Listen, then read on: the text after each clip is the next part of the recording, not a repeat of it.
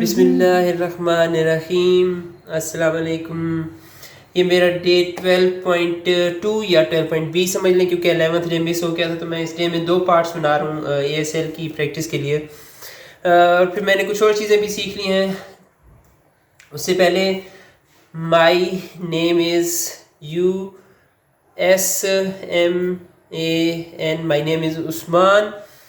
What is your name? How are you? आप कैसे हैं? अब मैं अपने बारे में बता दूं। I like learning languages। मुझे लैंग्वेजेस सीखना बहुत पसंद है। I practiced some languages।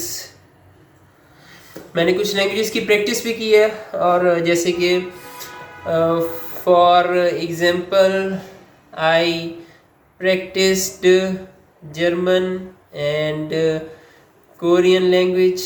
मैंने जर्मन और कोरियन लैंग्वेज की प्रैक्टिस की है कुछ अर्सा में। It is really amazing. ये बहुत ही अमेजिंग एक्सपीरियंस है, लैंग्वेजेस सीखने का जो एक्सपीरियंस है। बहरहाल ये आज का मेरी तरफ से, क्योंकि इतनी फास्टली मैं सीख नहीं पाता, कुछ थोड़ी चीज़ें जो सीख रहा हूँ साथ साथ वो मैं ऐड करता जा रहा हूँ अपने, और कोशिश कर रहा हूँ कि उनकी प्रैक्टिस बार बार होती रहे। Thank you. Nice to meet you. जज़ाकुमुल्लाह खैर।